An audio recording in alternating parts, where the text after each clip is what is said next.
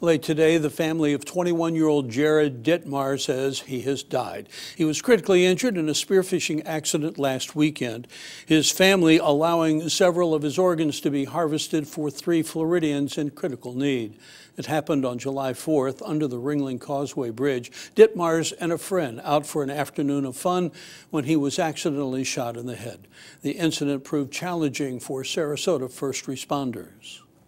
Sarasota County firefighters say 21-year-old Jared Dittmars was spearfishing with a friend on Saturday when he bumped the friend's gun, causing it to deploy and pierce his skull.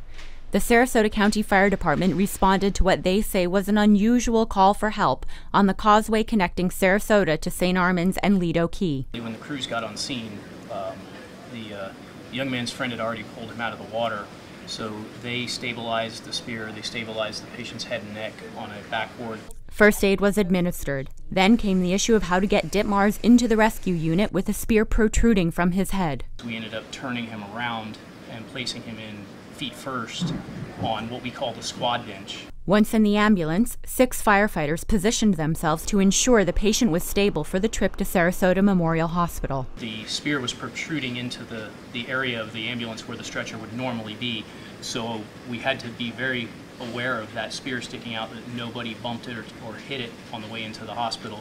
And we were actually holding onto each other's belts from behind to ensure that it didn't get bumped or hit. Meanwhile, Squad 8, the department's special operations team, was on its way to meet the ambulance at the hospital. It's not a call that we typically hear, that units are typically dispatched to, and the special operations team, particularly Squad 8, has specialized equipment on it for these types of calls. The hospital staff and Sarasota Fire Department personnel worked together once the ambulance carrying Dittmars arrived. We collectively agreed between myself, the surgeon, and the special operations crew that we would go ahead and cut the spear shaft off with the patient still in the back of the ambulance, and that decision was ultimately made by the trauma surgeon. He wanted it cut off before we moved him anymore.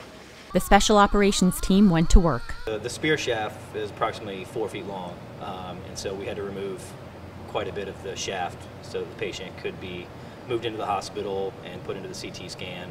Azure O'Neill, SNN, the Suncoast News Network.